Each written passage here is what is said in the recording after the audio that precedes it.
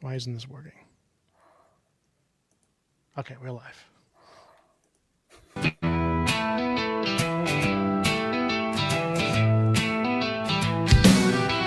Dave's got the wisdom.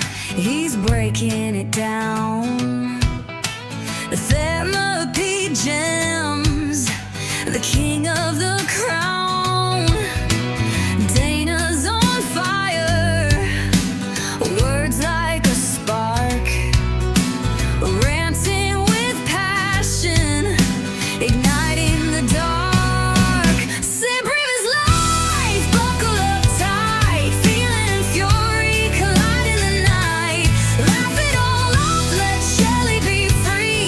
This is the podcast where you're meant to be.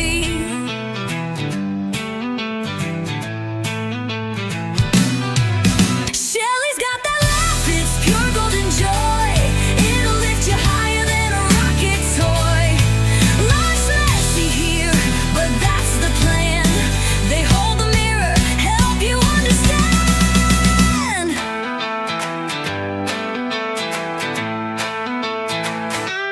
Sit brave as life, buckle up tight. Feeling in fury, collide in the night. Laugh it all off, let Shelly be free. This is the podcast where you're meant to be.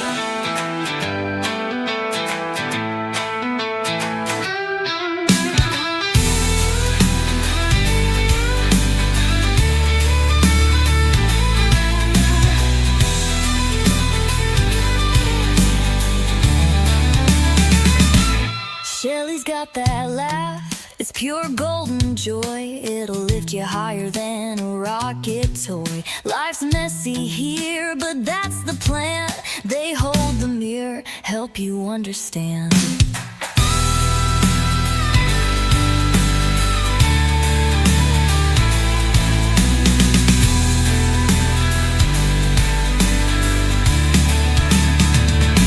Sit brave as life, buckle up tight.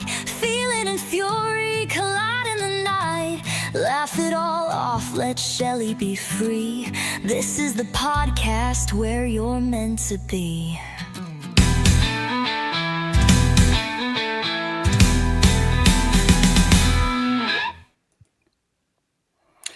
Hey, good morning, everybody, and welcome to the SibRiv, the Sibling Rivalry Podcast. I am your host this week, Dave, joined by two of the best siblings a guy could ask for. That is my brother, Other way. Dana. Other way. Other way. Oh, no, on my screen it's this way. Yeah, you Okay, got to that's reverse why what you're I'm- doing. Yeah. Okay. Hey, everybody, I'm Dana. And should I point down or up? Yeah, Because down. Shelly's down. Oh, okay, yeah. Hey. Yeah, you guys didn't even give me a chance to do any pre-show small talk. You just launched me right into hosting duties this week. So thanks for that. We can't waste the Got a- stuff. We, Listen, know, Dana That's- is in control of the buttons. Yeah. So it's his fault. And we are live this week. I guess that's our thing now. So welcome. Dare you? You have stolen my dreams and my childhood with your empty words. My toxic take was just going to be, I hope everybody's having a lovely Sunday.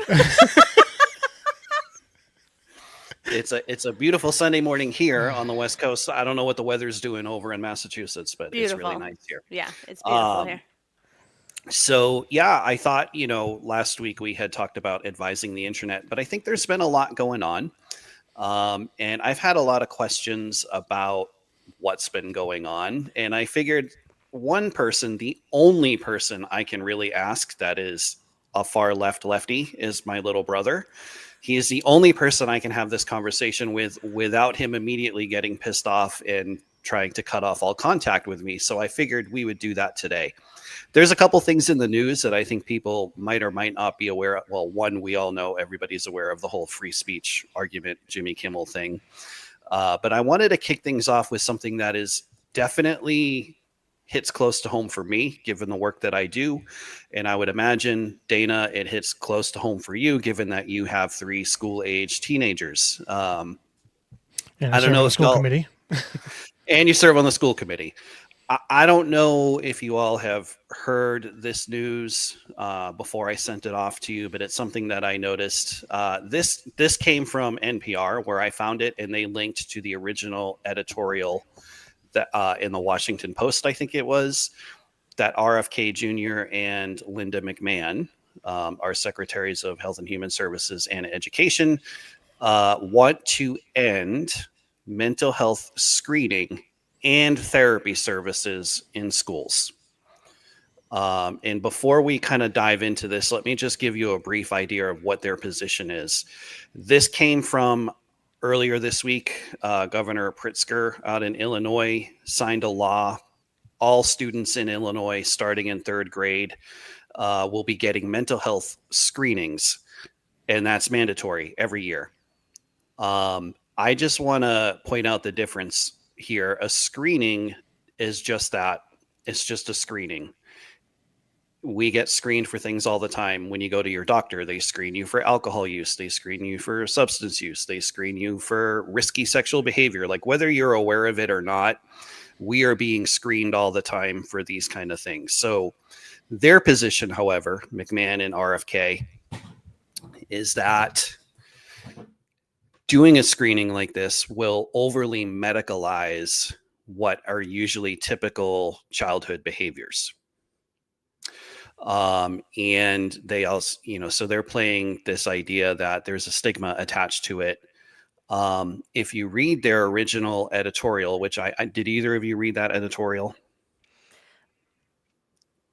Okay, well, Shelley, I couldn't, when I went to click on the post you sent, it wouldn't let me all right, read it. So Shelley didn't do her homework. Yeah, I read it too many times. I got locked out of it after I read it, because I read it a couple times. But yeah. Okay. So basically, they point out a couple things in their editorial. One is they think that instead of the schools handling mental health well-being for students, that should come from family. That should come from good health and nutrition and fitness. And this is a quote, it should also be supported by hope for the future, which is a very vague thing. I don't know what they mean by that. I think I have an idea, but and then in their editorial, they also go on to point out, here's why therapy in school is bad. One thing that I kind of see the point they're making is that there are far too many therapists that try to create a split between their student clients and parents.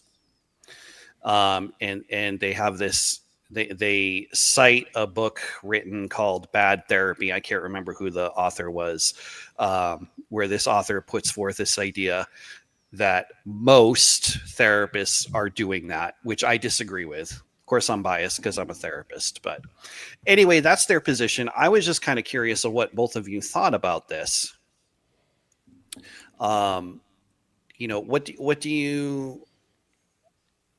What do you think of? I mean, what do you know about how mental health services, how they're actually offered in school, is the first question, because there's a way it's done in Oregon. I don't know how it is in the rest of the country. Yeah, I know that when okay, just to clarify, I did read this article that's up right now. I just couldn't read the editorial. When I was in school, I don't remember any mental health services being provided. Yeah, neither do I. Do I. You wouldn't have realized it if you weren't on an IEP. So right off the bat, you would be on an IEP, and that would be part of your IEP plan. Oh, okay. But well, keep in mind though, you don't have to be on an IEP to get mental health services in school. I'm just saying, in most cases, you probably would be. There'd probably either an IEP or a 504. There would definitely be a mental health plan attached to it. So, as someone that's got children with the experience of working with the mental health counselors in their school, and as someone that serves on the school committee that sees the effects and the positive effects of students having access to those mental health services, this just absolutely enrages me, as does most things that happen in this administration.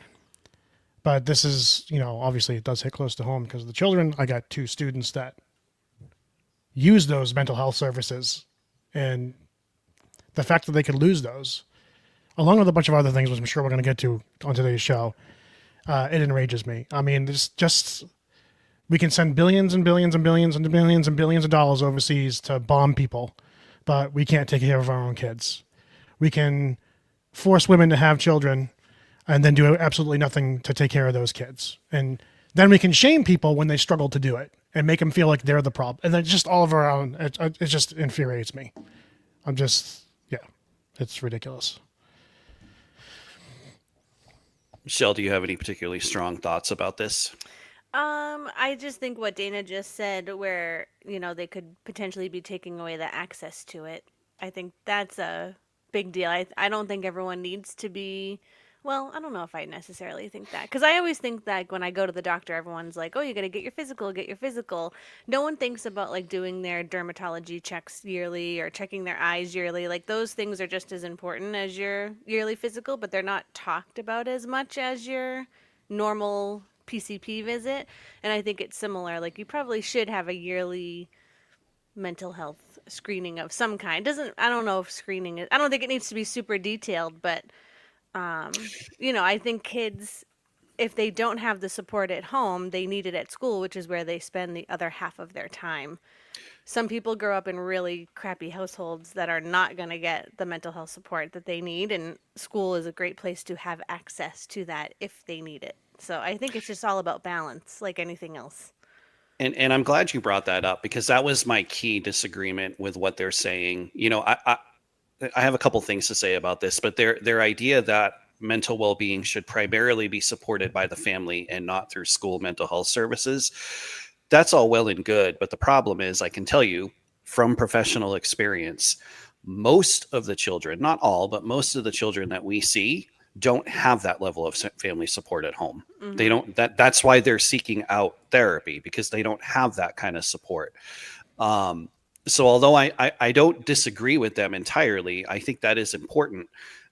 But also as a therapist, and I know this is true of many therapists, especially when I'm working with kids, my approach is to always, like, a good part of your mental well-being is attending to the other aspects of your life, right? You can't just treat anxiety or depression or wherever the case is in a vacuum. You have to recognize that we have a lot of different facets to our life.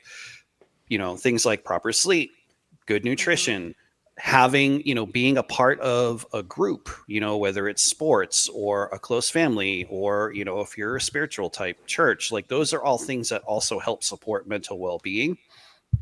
So although I don't disagree with them that those should be a factor and primarily what is helping somebody be well, I disagree that therefore that means we should get rid of school mental health services. And I'm not just saying that because I'm in the business of school mental health. It really is. There is a definite need. And let me reiterate, a screening is just that. It's a screening. And this is only happening in one state. Like in Oregon, we don't give screenings to every single kid. A screening does not necessarily lead to therapy. Just like when you go to the doctor, they might screen you for, like I said, alcohol use. It doesn't mean that they're going to talk to you about it, because depending on how you answer, you may have screened yourself out from that being a risk factor. This is all about prevention, really is what it's about. So I'm a little worried that they want to get rid of, and that they're advocating for getting rid of what is a pretty key component in prevention of somebody's mental health spiraling. That's just my take on it. Yeah, like I said, I think access is key. I think having the option. I mean, this is going to tie into some of the other debates, right? Because, like, whenever, like, shootings happen, right, the two sides always have these two different things. And you get the people on the left saying we have to do something about the guns, gun control, blah, blah, blah, blah. You get people on the right have always said for years and years and years, up until, like, recently, when all of a sudden they're saying, no, it's just a lefty problem. But what they used to say was, it's a mental health issue. It's a mental health issue. But they're the first ones to pull away all the mental health services from everybody. So it's just, I don't know. It's crazy. Yeah. Sorry. This is going to be a tough episode for me today, because I am very down on everything lately. So, well, since you're in the mood, let me get right into the next. Dave's like, let me light that match. let me. Yeah. Since Dana is dry tinder, let me just drop that match right there. Let's talk about free speech, because I'm seeing a lot of, and including from my co-host and beloved little brother, that we are now living in V for Vendetta times because Jimmy Kimmel was yanked off the air. A lot of people are throwing out that this is a direct attack on free speech. I'm just going to give you my hot take right now. I'll explain later, but I'm going to let Dana go first. I disagree. I do not think that him being yanked off the air is an attack on free speech. I will say that doesn't mean that I don't think free speech is under attack right now, because I am very, very concerned listening to our attorney general talk about how they're going to start going after people for saying offensive things, which that really is, when somebody in the government says that they're going to directly, we're going to go after you if you make comments that we don't like or that we think are reprehensible. That really is a direct attack on free speech. The president has threatened to charge anti-war protesters with RICO charges. I mean, how is that less of a violation of people's right to free speech? Hold on. That's a separate issue, though. My specific question is Jimmy Kimmel specifically? Jimmy Kimmel specifically. Well, I want before you have one of us say something, David, because you're up here saying that it's not an attack on free speech. I want to hear your reasons why you think it's not an attack on free speech. Can I say one thing before we get started on the Jimmy Kimmel thing? Yes. Is this a free speech issue or is this a censorship issue? They're tied together. I don't think it's censorship either. Okay. I do not think it's censorship either. So I'll tell you why. And it's not going to be summed up in a 20-second soundbite. Dave's going to go on what might be a little bit of a rant, but I'll lay it out for you. Jimmy Kimmel is not in prison. The government did not perpetrate any violence against him to take him off the air, right? So let's just get that out of the way first. So there goes the V for Vendetta comparisons in my mind. He has been taken off the air. He has not been silenced. There is nothing preventing Jimmy Kimmel from starting a YouTube channel or a podcast or whatever independent social media thing he wants to do and continue to say everything that he has been saying. Nope. He probably has probably has a typical contract with a non-compete clause where he basically cannot do anything or say anything for at least a year after he's taken off the year, which is a death sentence for many, many people. Okay. The only person that I've known that was survived that was Conan O'Brien. Go ahead, Dave. Am I? Go ahead. Okay. Oh, no, that's fine. You bring that up. I still don't think that means that he's been silenced and censored. Okay. So he signed a contract that stipulates that. Yeah, that's the company silencing him, not the government. I understand that's that. I'm company. Just saying. So that's the first thing. The second thing is again, the Wall Street Journal and the New York Times. The New York Times is not exactly a bastion of conservative thought. Okay, both of those outlets are reporting, behind the scenes, Disney, ABC. Here's why they pulled Jimmy Kimmel off the air. They said it was pressure on multiple fronts. So yes, the FCC chairman did make really what's a threat, right, to ABC. We can do this the easy way or the hard way. That's a threat. Yep, no doubt. I really do think you have to look at the bigger picture. Late night talk shows have been dying a slow death over the last decade and a half. People point out this, Stephen Colbert. Okay, I don't really have much sympathy for Stephen Colbert. I mean, how many of us are told 10 months in advance that our contract is going to be up and we're still going to get paid until then? I mean, he wasn't censored either. Yes, there were probably pressure, but again, I would go back to what Jimmy Kimmel himself said, his own words in a tweet, which I believe was from May 29th, 2018. This is after Roseanne Barr made a tweet, a racist joke, and she was kicked off the resurrection of her own show when they rebooted it. Jimmy Kimmel said, "You are allowed to say what you want to say, but the networks don't have to pay you to say it." His own words.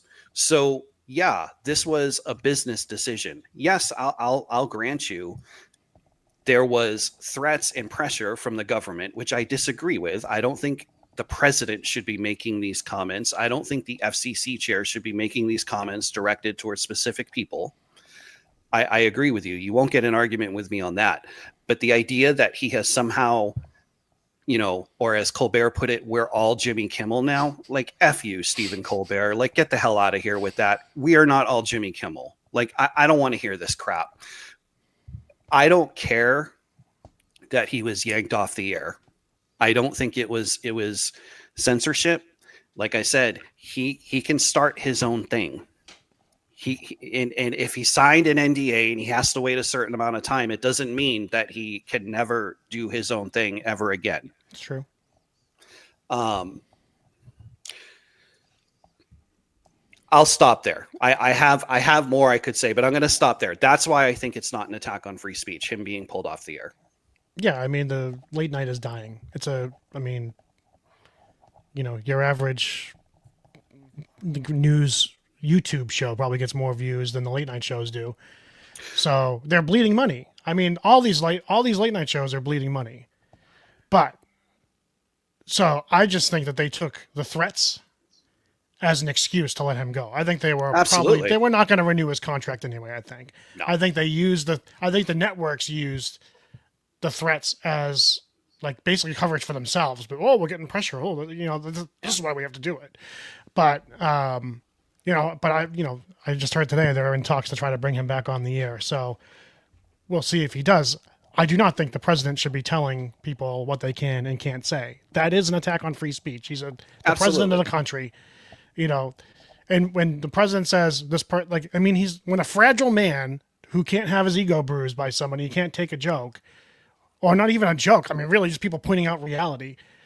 Jimmy Kimmel said the most lame, mundane, plain vanilla thing that wasn't even really offensive, and they used that as an excuse to cancel him off the air. He wasn't even talking about Charlie Kirk, although that's what the right wants you to believe. He was talking about Trump himself. But people are so entrenched in their political beliefs and they're so tied to their dear leader that when you try to say anything, even factual about what the president said, he's basically pointing out how he clearly didn't care about Charlie Kirk that much when, they asked him how he was holding up when his friend had just been murdered. And he goes, "Oh, great, we're doing the ballroom." You see the bulldozers over here? Yeah. The man is a narcissistic. He's narcissistic. He has no capacity for. I'm completely giving up any hope of that man ever having any sort of capacity for empathy. I see nothing in that man. So and say what you want, but going back to free speech, he went on Fox News yesterday and is crying about the people that were protesting him during his dinner because 4 people were yelling at him when dinner and he had to ruin his dinner and he just had to get up and go. I just want you to compare what would happen because we actually have visual, factual evidence of this happening. And I'm not a big Obama supporter. I was not an Obama fan. I felt he was a major letdown for a lot of us on the left. But just compare how Donald Trump reacted to that situation and how Obama reacted when people were protesting him. Did he try to shut them up? No, he invited them to speak. He invited them to listen so he could hear them and hear what they had to say. When the people tried to drown them out and boo those people, he said, "No, let them talk." That's just a difference between, even if it's fake, even if he didn't really want to hear those people, he at least gave them the voice to. That's the difference between someone that has balls and someone that is a measly little, weak, fragile man with failing health that should not be the president of the United States of America. And yes, I said the same thing about Biden as well. So anyway, go ahead. Sorry. Cancel us, everybody. Go ahead, cancel us. I know you were worried that I was going to have the fiery things and get us started. So I just want to point out, from what I'm hearing, what enraged the right about what Jimmy Kimmel said wasn't so much, they weren't focusing so much on what you pointed out, the discrepancy of, the president being asked, "Hey, this was a personal friend of yours. How have you been holding up the last day and a half?" And him being like, "Oh, great. By the way, do you see the bulldozers getting started?" Like, that was shocking to me. I think what I'm seeing, right? Because like you, Dana, I watch commentators on both sides. What I'm seeing from a lot on the right is them saying what Jimmy Kimmel said about the shooter. This idea that the MAGA types are doing everything they can to convince themselves that the shooter wasn't one of them. So that's what really sparked the outrage on the right, is him saying that. And I'm not saying that I agree with this. I'm just telling you what some commentators and pundits have said, like, he should have, the shooter had been caught by that point, so he knew better and he was deliberately lying.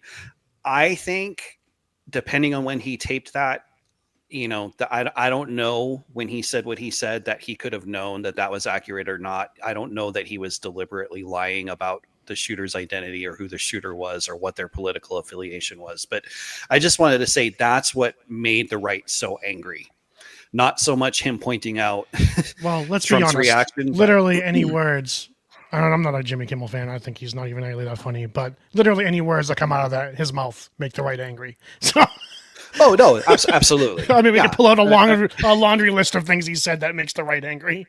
I mean, and this is my thought is this is the whole free speech thing. It kind of goes, talking about cancel culture, right? Because obviously right now a lot of people are saying that the right is going on a cancel culture campaign, right?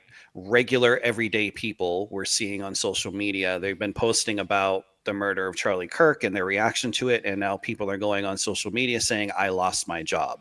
Now I wish somebody would make sense to me, like explain to me how it's okay for somebody to be murdered for what they say but not be fired for what they say, like how one's okay but the other is a big injustice. I'm not quite sure I can wrap my head around that one. But I wanted to know, what do you guys think about this phenomenon of, usually, well, I guess one, do you think cancel culture exists? Because what I've been hearing from the left for the last 10 years is there's no such thing as cancel culture. This is just what right wings say when they say something vile and then they have to face the consequences of that. That's not cancel culture. That's just accountability culture. So one, do you think cancel culture exists? I have my own thoughts on that as well. And two, what do you think about regular everyday people saying something on social media and then they get fired for it? Do you think that's a form of censorship? Cancel culture, it does exist. It's always existed. I've never said it doesn't exist. And there are many people on the left that have acknowledged that it's existed. The second part of your question about censorship, I think a lot of times these companies are making decisions based on like their bottom line. So it's censorship for monetary gain. Maybe not necessarily because I'm trying to think of an example. When Glenn Beck was fired from Fox News over some of the things he was saying because it was like way too extreme and far right. And Fox News, even though the leaders of the channel may not have necessarily disagreed with the stuff he was saying because it was affecting their bottom line, they censored him, fired him, let him go. It's all about money. Yeah, I think in the end, a lot of the censorship comes down to how these corporations feel like it's going to affect their bottom line, and not from normal people like us that watch it, from the advertisers themselves that fund Yeah. it. But my question really is, what do you think about regular people like us being fired from their jobs or being kicked out of so, like- schools for the stuff that they're saying? A lot of times, there's been a series of them happening in Massachusetts over this, and it's not like they're being like suspended with pay and while they investigate to see what they actually said. I think it's dangerous to start firing people, especially when some things they might be saying aren't even accurate. Like if people are being reported for things that aren't even really that accurate, and then you're firing them over it or suspending them over it. I think you're getting into a dangerous situation there. I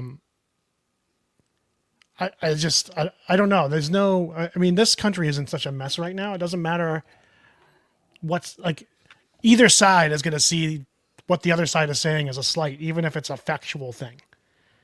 Right. So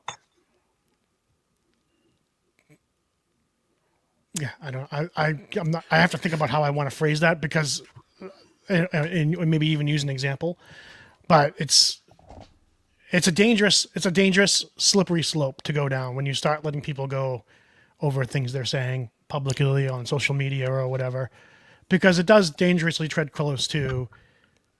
It's absolutely censorship, but it's dangerously close to violating their free speech. And I know they're quote unquote not getting imprisoned, but when you're taking away their ability to survive and live and pay for things because you're taking away their income and probably in preventing them from getting even further employment in their field in the future, it's dangerous. It's a dangerous slippery slope.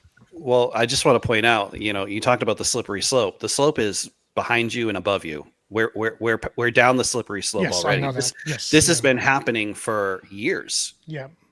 right? I mean, it's just before it was people that were not in line with leftist values that were getting fired and canceled. And I'm not talking about celebrities, right? Like I'm a big believer. All these celebrities that have been canceled, you know, whether they've actually been canceled or not, that have fallen from grace, they've made their millions. They're probably going to be okay. It's a lot different, like you said, Dana, when somebody is just a regular normie like us and they need to be able to work to survive. I'm curious what the HR expert thinks about this idea of people being fired for what they post on their social media.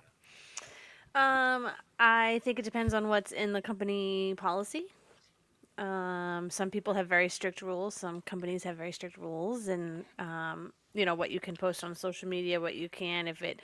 If you're posting about a, you know, I'll use the word client, because it doesn't matter, right? Everyone's in business, so no matter what company, client's probably the right term. Customer, whatever you want to do. I think if you're saying something about a company's client or customer, that could be troublesome. But if it's just an opinion, then I don't really. I personally have not met one person that has been fired for something of this nature. So I don't really have a take on it, because I've seen the stuff on social media, but half the things I see on social media, I don't believe that person was actually fired, because I don't believe a lot of things that I see on social Well, that's what media. I'm saying. A lot of agree. cases, So maybe they're just like if you look. I If you don't look at them, actually know. Are they your just saying point. that to get clicks, to get likes, to build their brand or whatever? I'm like, yeah, okay, I'm sure you were fired for. to your point, Like, if I you don't actually believe it, if but- you actually read the article and you open up, you see, oh, the person was suspended with pay pending Yeah. an investigation. So Yeah. that doesn't mean Yeah. they were fired. That means they're looking into what was said and then if it's a fireable offense. And then, you know, if that person gets brought back and fully reinstated, you're not going to hear anything about it. I mean, like Yeah, I'm not so blind. I'm not going to say like, oh, this stuff doesn't happen, where they're just doing it for clicks, or the left is using certain things as a rallying cry. Every side does it, right? And the left is no different. They will use something as a rallying cry for as long as they can until it turns out maybe that wasn't such a thing they should rally around. You know what I mean? Like, so Yeah. Yeah. I mean, I do But- think that if it does come up, I think every person deserves a fair investigation. Regardless, just, you know, you need to look at all the sides Yeah. when you're doing an investigation and try to figure out what the facts are, which is hard because there's always the truth. And, you know, when you're doing an investigation, it's, what is that saying? There's always what is that saying? Something about two truths, and I forget. I don't know. I'm like sick of talking about this stuff. Oh,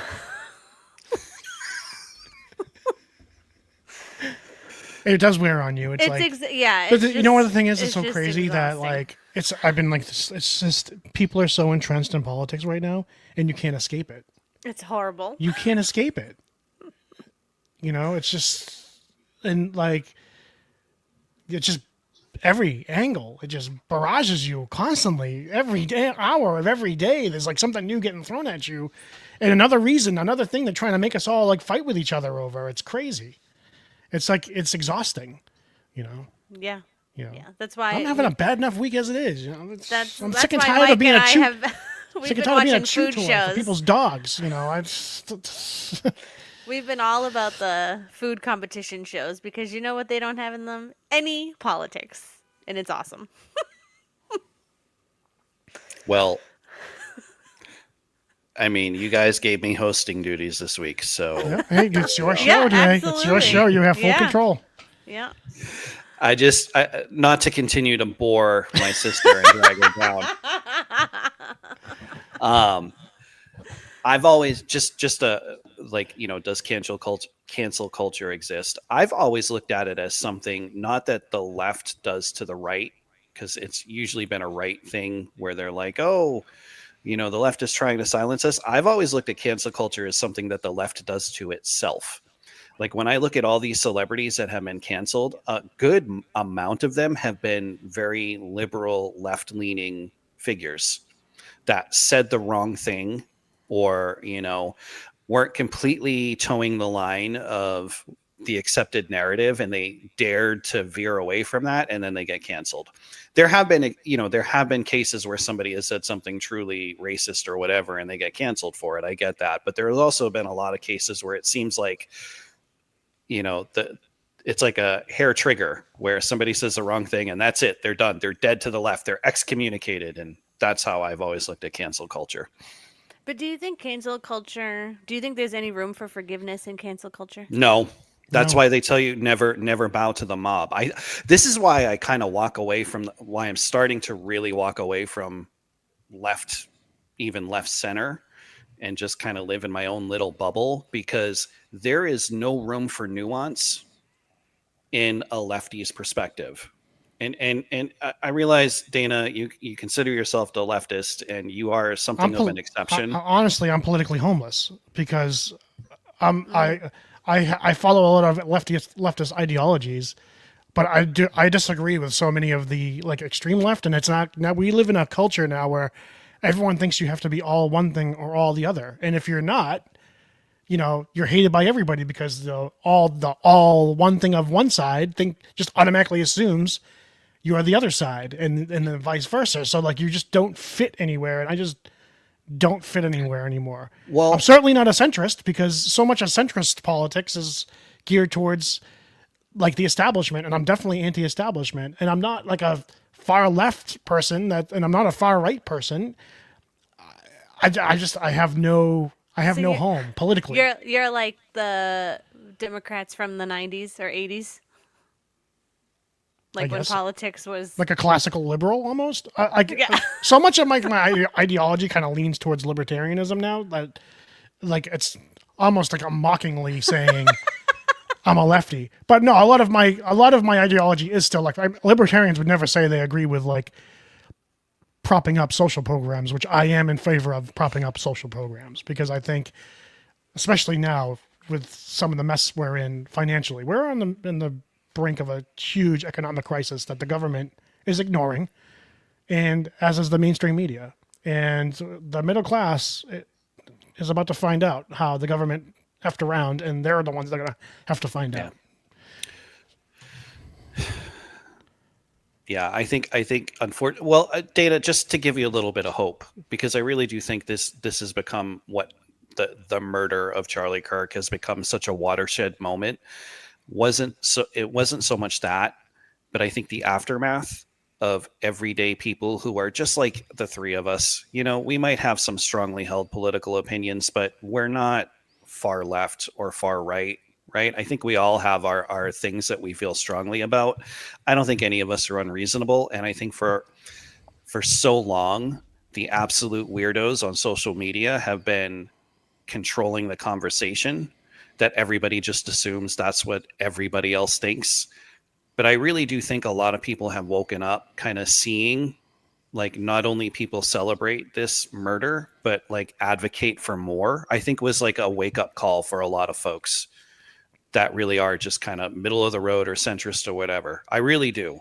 I think because now the right's advocating for murder. I mean, I was just watching Steven Crowder on Piers Morgan yeah, yesterday, he's advocating been for more violence, advocating for violence, for the right to do violence. So let me hold on. Let me. Did you watch his whole? I video? watched both. I watched the whole thing. It's disgusting. The guy's disgusting. I watched the whole thing.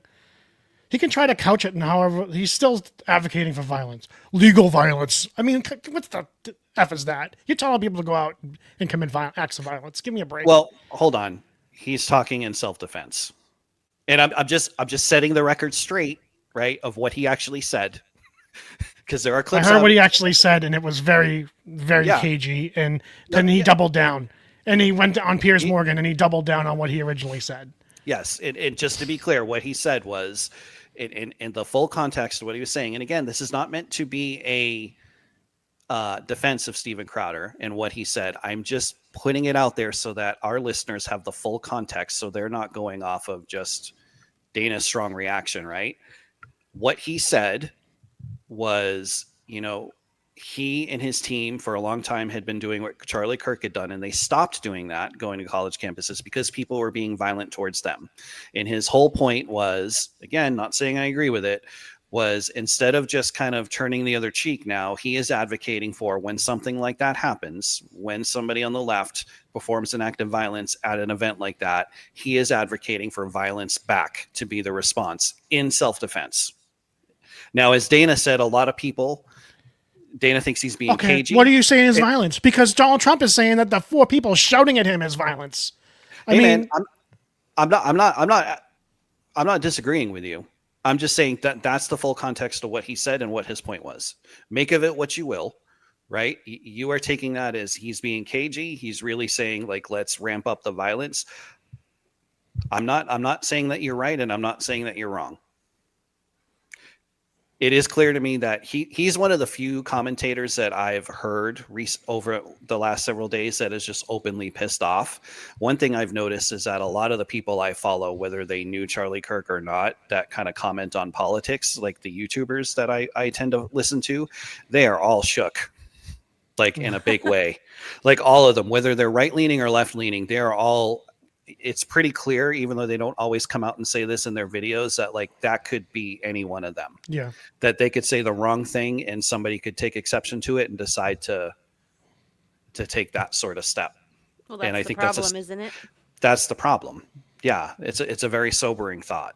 So, I mean, somebody could take exception to my milk toast takes today and decide that I'm full of vileness and hate and decide to... It's me. They're gonna decide that's me because I dare insult the dear leader with facts. So, But I mean, let's be honest though. People have been insulting him for a decade now. I know a lot of people that go full The bore thing is on like- insulting the thing him, and is, they're like- not in prison and they're not dead. the thing is like, I'm past the point of being able to defend him because I used to defend him too. As much as I dislike him and have always disliked him, I used to defend him because there was things that I honestly thought that he did well. And now I don't see anything he does well anymore. Like, it's not that I refuse to see it, it's that he's literally, I mean, his first term, if you go everything before COVID, was actually pretty successful. And he's dismantling even the work he did himself. It's like crazy. He does this like Blockbuster Canada deal his first term, and then 1 month into it, he's completely shredding it and ripping it up and throwing it out the window. Like, why are you destroying your own work? Like, he's like a bull in a china shop. He just can't function and do anything consistently or with any reason. And I understand a big part of it's not just him. It's like the people around him and like the last person in his ear has like the final say basically. But it's a lot of self-inflicted wounds, and I can't defend him anymore. What little I could defend him, I can't defend anymore. And So people you that thought, think people think I'm just 100% always against Trump, and I always was. I'll let you know, I almost voted for him this time, but when I came down to it at the ballot box, I just couldn't pull myself. I just couldn't do it. I just want everybody listening to know that our brother is really angry right now and in a mood because the concert he had been looking forward to and what he was afraid of happening actually happened. Did you want to comment on that? So Morrissey's claiming that it was because of a death threat, even though 2 days before they canceled the concert, the guy that issued the death threat in Canada was arrested. So obviously it wasn't a death threat. He had no intention of performing in Connecticut or Boston because he had literally just done Radio City the night before. And I knew, He canceled Boston too. yeah, he canceled Oh. both. But so this is now the third time I was supposed to see him, and I'm 1 for 3. He's canceled twice. I was supposed to see him at the did Blue you Hills have fun at Pavilion like years Foxwoods, ago though? too. We Did you didn't go. We just I went out thought- to dinner.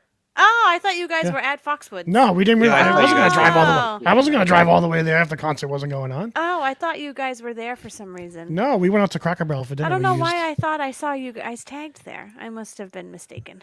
Nope, was not there. Oh, well, did you have a nice dinner? We did. It was delicious. We ate lots of meat. So take that, Morrissey. Cancel more concerts and find out. Well, I knew, because he won't perform at a venue if they refuse to sell meat. If they refuse to not sell meat, because he's a vegan. He thinks people eating meat is immoral. So he gets it stipulated in his contracts that the venue won't sell meat. So I was already That's wondering never how, gonna happen at how does a at whole Foxwoods. resort not going to sell Yeah. meat at any of those restaurants? And the way they probably had it around it was like, oh, we won't sell meat in like the theater. We'll pull the cheeseburgers off the theater menu. Yeah. But he was probably like, yeah, I'm not going to. I think it's just he's just using an excuse because he doesn't feel like performing. But whatever. Wow. So Hmm. yeah, I have a crazy. feeling it was very little to do. They're using the death threat, but I have a feeling. I mean, the guy was arrested. Come on, Yeah, and then, it's come still on, disappointing. it's very I disappointing. know. Yeah. I knew it was going to happen, and it's so for me. It's like he's one of my favorite artists musically, but as I said last week, just the way he is drives me absolutely bonkers. It drives me nuts. He's such a diva. Well, I don't even want to do my last story because Michelle is hating life and hating this I'm podcast not. right now. 'cause I she never doesn't hate wanna- life. I never hate life. All right, you're hating your brother and you're hating this I podcast because I I'm talking never about. hate my brothers either. Stop putting words Alright. in my mouth. All right. So the last thing, which I know we have some family members that would probably pull their hair out and scream hearing this, AOC is mulling a 2028 presidential run. She's going to run for Senate. Relax, everyone. She's going to run for Senate. She's going to run for What- Chuck Schumer's seat. That's what the. She's going to run for Chuck Schumer's seat. I think when you look at it, this clearly was leaked just to gauge, I think, public interest in response to the idea of her running. I think I wrote to you guys in my notes for this show that I think if she was to decide to run for president, I do think she's the only Democrat right now that could get a lot of energy going among Democratic voters. I think I know Dana doesn't agree, but I think she would. I think she would make a serious run for the nomination, and then the DNC would do what they've done the last 3 election cycles, and they would step in. They would prevent her from getting the nomination, and they would install their own preferred candidate. Probably Gavin Newsom. a Harris Newsom ticket is what I think they're going to be. I'm calling it right now. 2028 is going to be Harris Newsom. That's what I think. Yeah, I mean, the Democratic Party has not learned. First off, AOC. She's, for all the people that think she's this radical lefty, I just want you to know She is. what she says and believes is completely different than the way she has acted since she was elected. She has gone with the establishment, Democrats, consistently in her term. She is a centrist Democrat, factually, on her voting record. So she may say things that you think is radical and whatever, but her actions speak louder than words because that's what actually makes the difference is how they vote. And she has fallen in line with the Democrats every step of the way. So just take that for whatever you want to take it for. But yeah, she's running Would you Senate. vote She's for not running her? for president? For president? Yeah. If she's the nominee, and probably, I mean, it's one of those things. Like, I don't think she's ready. I think we have this habit in this country, and this is not just a right thing. I think you hear it on the right a lot, where they say like, "Oh, I would vote for a woman, just not that woman." You hear that a lot. Like you heard it with Harris, you heard it with Hillary Clinton, but you heard it on the left too. When Sarah Palin was running with John McCain, you know, you heard a lot from the left. I would vote for a woman, just not that woman. Like everyone says it. So I just don't think this country is really ready for a woman president yet. So I don't think she stands a chance, even if she got the nomination somehow, if the Democratic Party found a way to step aside without screwing her the way they screwed Bernie 2 elections in a row. I have no faith. So it doesn't matter. I think the Republicans pretty much get the next election locked up. It doesn't matter who the candidate is. It's not going to be AOC. So, and they don't have anyone that would have the power to excite the base the way Bernie did. Like no one's even going to be close to exciting the base the way Bernie did before the Democratic Party decided to put the fire extinguisher on the populace and hand over the presidency to Donald Trump twice. That's my opinion. A valid one, I think. I would not. I would not vote for AOC. Well, that's a good thing for you because she's not going to be an option. So, she's not going to be an option for you to vote for her. Like it's plain and simple. Although I'll tell you something that I do genuinely respect her for is the fact that she is very much against insider trading and, taking that special interest money and calling out people for doing that. And I don't think I think she does actually walk her talk in that respect. I don't think that she engages in those sort of practices. So, Yeah, she which I think is sponsored- rare. She sponsored Which is the bill rare. with Matt Gates when he was in. Yeah. She's worked with the other side on things that she believes in. But So, I mean, I'll give her credit. She has principles, I think, in certain areas. There's a lot policy wise that I don't agree with her on. So, like what? well, I don't agree on her stance on immigration. I don't agree. We all saw the clips, right? Of the hearing with Tom Homan, like 4 or 5 years ago, where she's talking about, political asylum, and that, if somebody comes here illegally, they should, seeking asylum, they should be kind of wrapped into, being able to stay here. And I do feel, although I don't agree with the way that we're going with things right now, of just snatching people off the street and deporting them, I do think there's something to be said for, hey, maybe we should do this legally. I'm speaking as somebody who is married to someone who is not a U.S. citizen and is going through the process of trying to get them over here legally. I would love if my spouse could be here, but I have to follow the rules, and I just think it's only fair that everybody else has to follow the rules too. I think AOC in this particular instance, it sounds to me like she is willing to overlook the rules in certain circumstances, and I'm not sure I agree with that. Another thing that is off-putting to me about her and many Democrats is they speak as though they speak of people here illegally as their constituents, which to me sounds like that's who they care about. They don't care about the people they're actually representing, that are citizens. And that's not me being xenophobic. Again, I think there are compassionate, I think there are compassionate, rational ways to handle the immigration crisis. I think we didn't necessarily need as heavy as a hand as we've had. I know other people disagree. But yeah, I just, when I hear people like AOC talk about, and she's not the only one, but kind of talk in that language, like, I need to protect my constituents. It's like, but these people aren't U.S. citizens and they didn't vote you into office. So they're really not your constituents. And it does to me, since I hear it as, I don't really care about the people I represent. They're in the bag. I don't need to worry about them. I'm just going to score more political points by giving my take on this hot button issue. I don't know that it's necessarily driven by a desire for change or compassion. I think it's really just, here's how I can bolster my own political standing, which is every politician when you get right down to it. So I also, I wasn't affected by this, but I'm kind of torn, and I'm only answering because you asked me, what do I disagree with her on? I'm not sure she made the right call denying, that Amazon plant going in her district. Again, this doesn't affect me. I don't live in her district, but I do wonder, I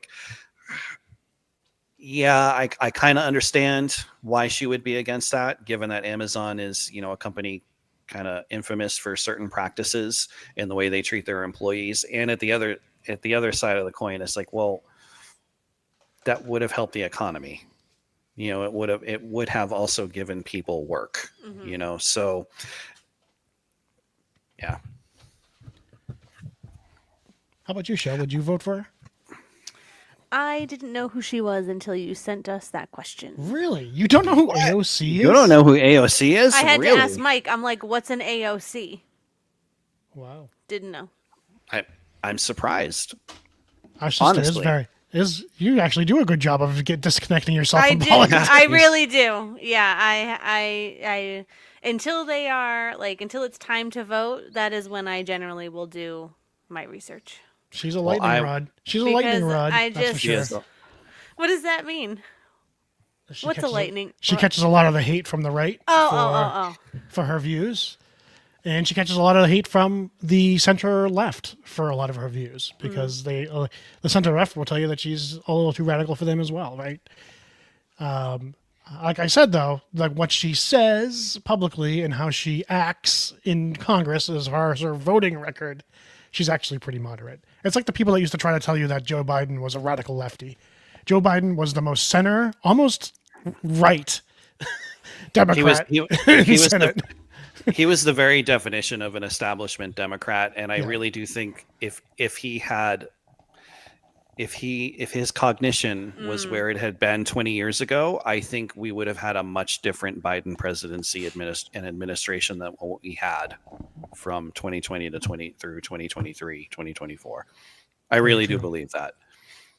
I think what we saw this last administration was a bunch of other people really running the show, not Joe Biden himself. I think that was made abundantly clear if you had two eyes. Yeah. Yeah, Yeah. that was tough to watch too. Just watching. I mean, he was an elderly man. When you think about it, he was an elderly man with cognitive impairment. That's kind of like where I'm leaning on Trump right now. Like, and it's with like, Biden, we saw sad. the decline. We like with Biden, we like watched the progression. It get worse and worse and worse and worse and worse. Trump seems lately to me that he's had like a really big fall off health wise. I saw a headline about that. Is he I mean, he's showing struggling up. with? He's showing up with like bruises all over. He's like swollen, and he's like losing train of thought really easy. He's saying things that don't make sense, and it's just like out of nowhere. Because I would say, prior to like this year, he was always pretty sharp, and seemed pretty healthy for his age until this year. Like it's very, and this isn't me attacking him. This is actually me concerned about his health. I actually, unlike a lot of lefties, I think it would be horrible if something happened to Trump. I actually don't want something horrible to happen to him. I think to wish something bad happening to your president or wishing ill will is pretty horrible. Well, that was how I I might felt disagree with Biden. almost everything he's doing right now, but I don't want anything bad to happen to him. In fact, I wish for America he would be successful in actually doing good things. Yeah, But- that's why that was always my biggest issue with people talking, trash about Biden and his speeches, and I just wanted to be like, you realize that he's still a human. Even Yeah, Trump, he's he's a still a human being. human. He's someone's Unfortunately, husband, someone's father, someone's I- son, someone's uncle, someone's brother. Like, I don't know if the people around him are Still a actually seeing it person. that way. Because to me, it feels like what's going on with the administration itself, not Trump, but the people around him, is they're trying to consolidate as much power as they can around the executive branch. And I think they're actually preparing for things, his health to fail or something to happen to him so that whoever they install next can have this even more power, right? And serve the billionaire class properly. Because Trump doesn't always, let's face it, he doesn't always go to their script. A lot of time he goes off script. So I think they want to have someone in the executive branch that they have more control over to do their bidding, which there's another scary thought to me. Who is the they? The people that pulled the deep state that Trump's been fighting against for all these years. But really, I think some of the people he surrounded himself with are looking past the Trump presidency and looking for their next person that they can hand over this power to and pull the strings. But the billionaire class, the Elon Musks of the world, the Palantir corporations of the world, the Peter Thiels, the people that are basically going to do everything that's going to destroy the life that us normies know for the benefit of the billionaire class. That's a concern. And it feels more and more hopeless every day the more stuff I read about it in the direction it's headed. Meanwhile, everyone's fighting over, whether the shooter of Charlie Kirk was trans or had a trans boyfriend, and we're just totally blind to the stuff that they're doing while we're looking the other direction. That's the scary part to me. Yeah. And the Epstein files still haven't been released. Exactly. Anyway, on that happy note, thanks for joining us. We're always here to start your week off with doom and gloom on a lovely Sunday. That's the direction we're heading in. Well, next Friday, you guys are good for Friday, right? yes. Well, it's Yeah. really this coming Friday, right? I'm going to do my This Friday. best to ignore the destruction of the United States of America as we head straight into a civil war, and we'll do some Reddit stories to cheer us all up and advise people on their troubles in life with a little And I bit of will- I humor, will- I with a will little bit of never- humor and a little bit of love.